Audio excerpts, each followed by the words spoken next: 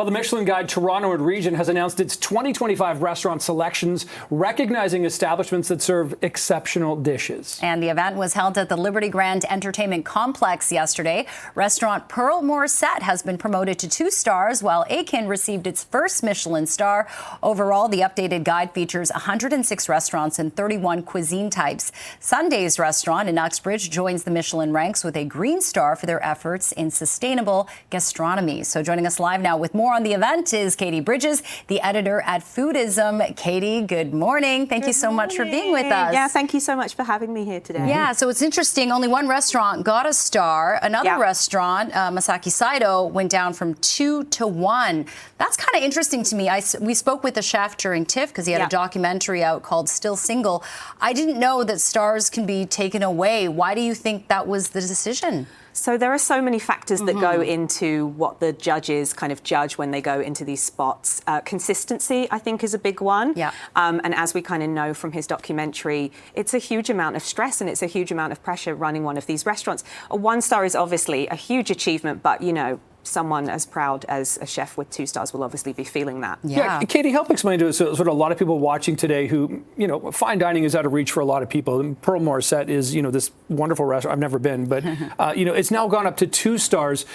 From 1 to 2, I mean, is it like doubly good? Can you explain to people watching? Because I'm not even clear on how this changes things. So 2 stars really kind of means that it's worth making a trip entirely for that instead of it just being a stop along the way. If we kind of go all the way back and we think back to when Michelin was a tyre company, selling tyres, getting people to buy more tyres, drive around. So really Pearl Morissette's gone from somewhere that you would make a very specific visit to, which I think is absolutely warranted. You can see what they're doing right on the farm. You can literally see the things that they're growing that are on your plate. So it could affect pricing, things like that. Reservations are already tricky and they could become more tricky. But I think Nick and I both have Pearl Morissette on our list of Absolutely restaurants to visit. It's fantastic. Okay, good to know. Also, let's talk about Akin, Chinese modern cuisine. You've tried it there. What did you think? They got 1 star yesterday.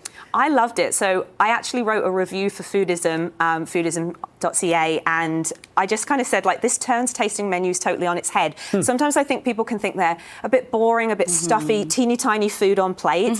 This is like a kind of journey of Eric's career.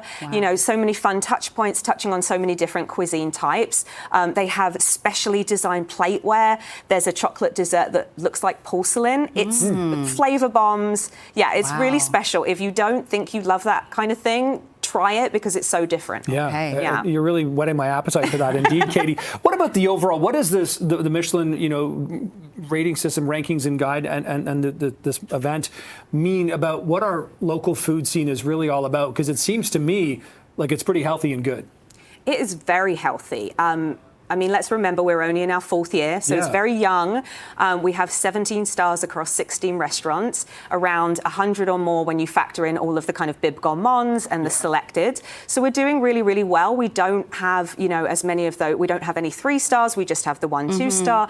But I think what it's really doing is celebrating the local side of things, which I love. It's a lot of farm to table, and there's some family-run places. So it's not just the glitzy spots on there too, which is nice to see. Yeah, okay, and let's talk about Sundays in Uxbridge that got a green star. I've never heard of the stars going into the color coding system. Is this a new thing, or it's been around? It was definitely around last year. White Lily Diner had a green star, restaurant Pearl Morissette. And what's actually interesting is that Sundays, the owners, Ben and Ashley, they had a farm and they were in Uxbridge and they were supplying a lot of White Lily Diner. They actually sold that spot. It maintained its green star, and now this new place in Uxbridge, Sundays, has gained a green star. So it's amazing that they're part of this culture of sustainability, and that's really fun to see. Katie, you've made us all hungry. I can't wait now to go and eat my lunch, but it's been a pleasure meeting you this morning. Thank you so much. Enjoy Katie. dining tips, indeed. Good to see you this morning.